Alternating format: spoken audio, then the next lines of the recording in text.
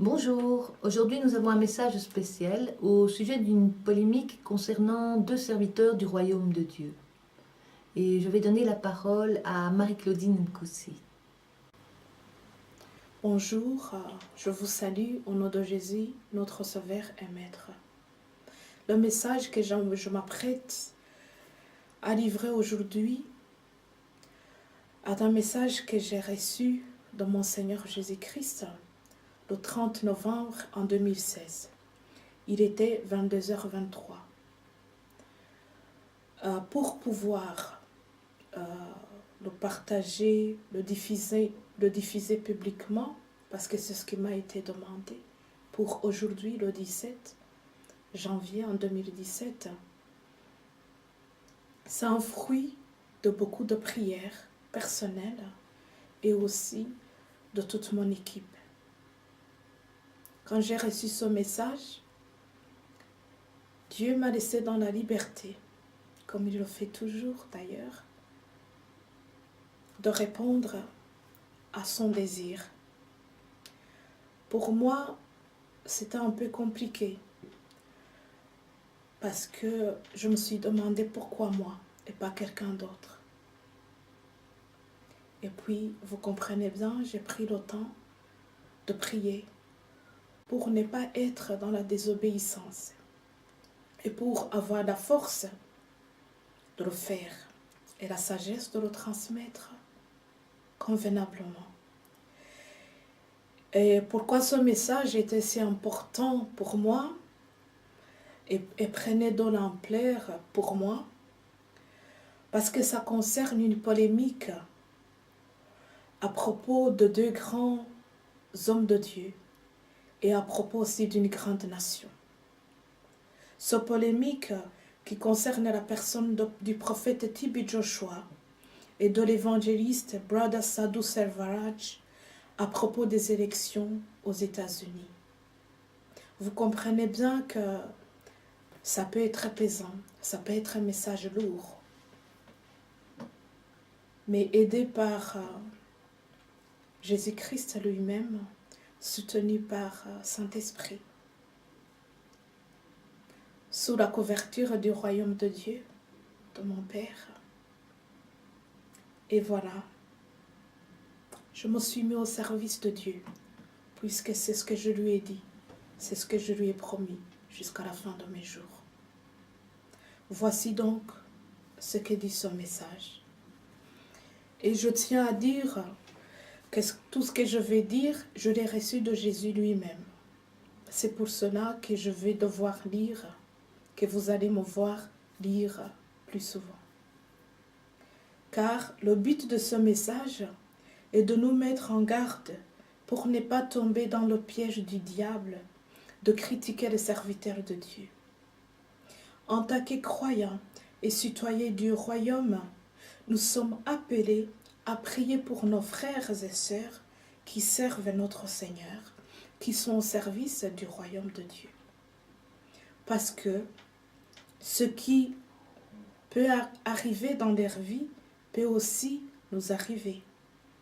Que les exemples suivants nous aident à comprendre comment nous pouvons être attaqués à travers le don de la prophétie et combien il est très important de connaître la différence entre la réalité et la vérité. Voyons ce que nous dit Daniel quand il reçoit la révélation sur les fins de temps. En Daniel 7, versets 4, 6, 8 et 13, il a dit ceci. Je regardais attentivement. Je continuais à regarder. Je regardais encore. Ce qui veut dire qu'il n'a pas tout vu d'un seul coup. Et dans le livre des Révélations, Jean parle dans plusieurs passages en disant ceci. Je vois ce qui ressemble. Je vois comme ce qui est. Celles que tu vois, c'est ce qu'il lui a été dit.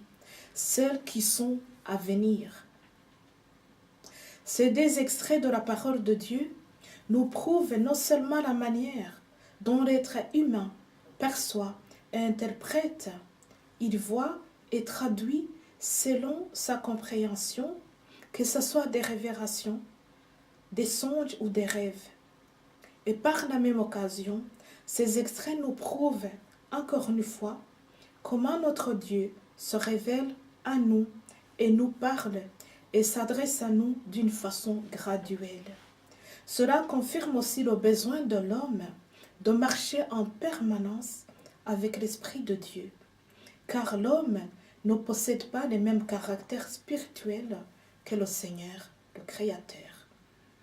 L'homme, il n'est ni omnipotent, ni omniscient, ni omniprésent. L'homme se doit d'être en permanence sous la miséricorde de Dieu, qui lui donne, qui lui révèle selon sa volonté. Ce qui est caché est pour Dieu, et ce qui est révélé est pour l'homme. C'est marqué en Deutéronome, chapitre 29, verset 29. Ce qui veut dire que la révélation qui vient sans aucun doute de Dieu peut aussi prendre la nature de l'homme selon les circonstances, selon les critères, selon les contextes, et beaucoup plus encore. Il n'est donc pas étonnant que deux serviteurs de Dieu reçoivent le même message du même Dieu, mais l'interprètent ou le comprennent différemment, et ainsi donc le transmettent différemment. Ce que le serviteur de Dieu, T.B. Joshua, a vu, puisque c'est ce qu'il a dit, je vais citer ces mots. I saw a new president of America with a narrow wing. I saw the woman with a narrow wing. Je vais le traduire en français. J'ai vu le nouveau président des États-Unis. J'ai vu une femme avec une étroite victoire. Ce qui est tout à fait juste, puisque la femme avait plus de voix que l'homme. Et je pense qu'on est d'accord sur ce point. Et Jésus le pense aussi. Mais entre les deux déclarations, la deuxième était la réalité. La première était l'interprétation personnelle de ce qu'il a vu.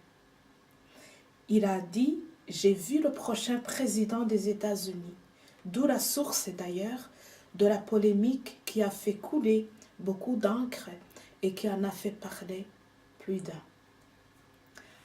Et voici ce que l'autre serviteur de Dieu, l'évangéliste Sadhu Sundar Selvaraj, il a dit. Je vais citer l'extrait de sa déclaration. I was standing beside the father Abraham, and I was very surprised to see Donald Trump come and stand in that room. And this is what I was told. They said, Mr. Trump will become president. Je vais traduire. J'étais assis à côté du père Abraham. J'ai été très surpris de voir Donald Trump dans cette salle. Et ils ont dit, Monsieur Trump deviendra le président. Vous comprenez que ces deux serviteurs de Dieu ont eu une révélation venant de Dieu. Mais Dieu n'a pas tenu par sa volonté et par son statut de souverain à les montrer la même chose. La réussite d'une femme est une réalité. Ce que T.B. Joshua a vu et l'intronisation au pouvoir d'un homme est une vérité. Ce que Sadhu Selvaraj a vu.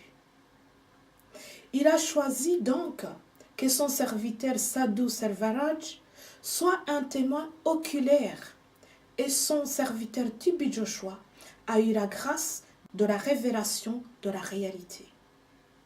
Ce que l'homme voit et ce qui lui est révélé peut expliquer une réalité qui est une mesure évolutive. Elle est un accomplissement, un aboutissement, une apogée et une splendeur car c'est ça qui est le plan initial de Dieu. La vérité symbolise la parole créatrice de Dieu. Elle est sa parole et ne peut donc pas être changée. C'est le seul sujet auquel on peut attacher d'ailleurs le mot impossible. Pour bien comprendre l'évolution d'une réalité qui peut être interprétée différemment selon les différentes étapes, nous allons nous servir de l'exemple de ce qui s'est passé quand Élisée suivait Élie avant son enlèvement. Élie a été enlevé dans un tourbillon qui symbolisait la gloire de Dieu. À partir du moment qu'Élie s'est mis en route, la gloire de Dieu était avec lui. Mais il n'était pas à son apogée ou à son accomplissement, ni à Gilgal, ni à Bethel, ni à Jéricho. La splendeur de Dieu s'est manifestée véritablement après la traversée du Jourdain. Mais si Élisée s'était arrêté à Gilgal, ou à Bethel, ou même à Jéricho, il pouvait avoir quelque chose à raconter, à dire, de réel, mais pas nécessairement de véritable, puisqu'il n'aurait pas été jusqu'au Jourdain pour voir véritablement l'enlèvement de son maître Élie. Et d'ailleurs, à un de ces endroits, il y avait aussi d'autres personnes qui savaient qu'Élie allait être enlevé. Ce qu'ils auraient pu dire concernant Élie dans leurs régions respectives aurait été une réalité, mais ils ne pouvaient pas donner les détails de la vérité parce qu'ils n'avaient pas traversé avec Élie. Ils n'étaient pas les témoins oculaires comme l'a été Élisée. Leur information aurait été incomplète d'une certaine manière parce qu'ils n'étaient pas les témoins oculaires. Mais ils savaient ce qui allait se passer.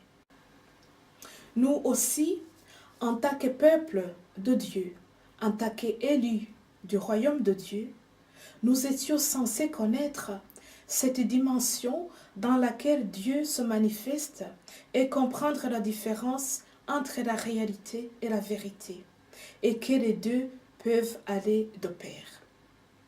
Ils ont donc le discernement spirituel et revêtons-nous de toutes les armes spirituelles pour combattre, aller contre les attaques du diable qui veut empêcher l'épanouissement de la parole de Dieu en nous et limiter nos connaissances par des divertissements mensongers et calomnieux.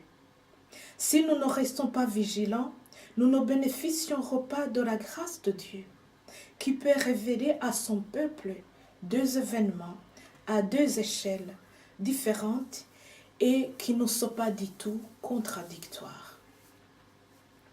Que les conseils de Paul à Timothée nous interpellent aussi dans le sens où nous allons nous approcher de Dieu pour connaître la vérité des choses sur ce qui arrivera dans les derniers temps. Nous allons le voir en 2 Timothée, chapitre 3, du 1er au 5e verset.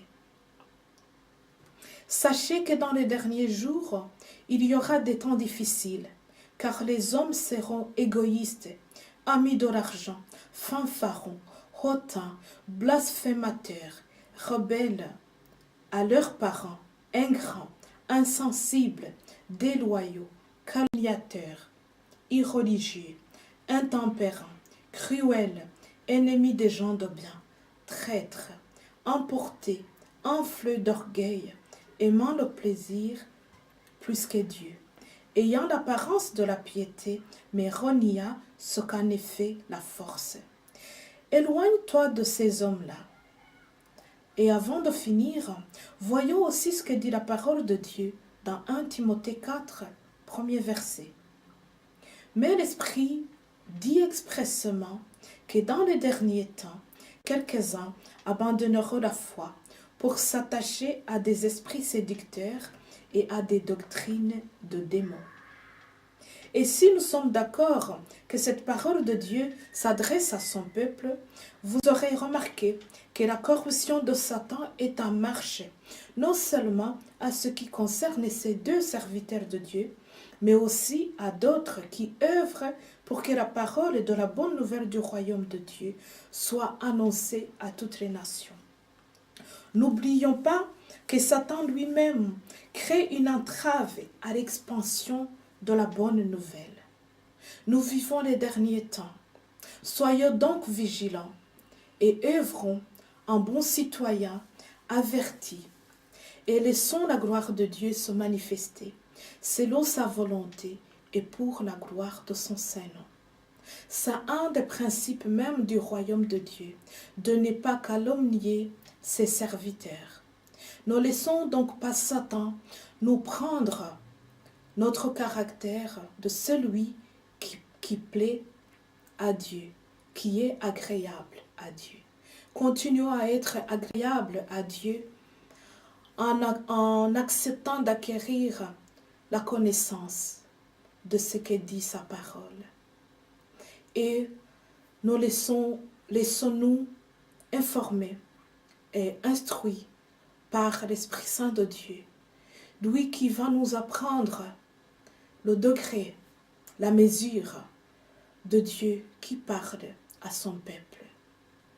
Et soyons renouvelés au nom puissant de Jésus et pour la gloire de notre Père, pour la gloire aussi de son Saint-Nom et de son Saint Royaume.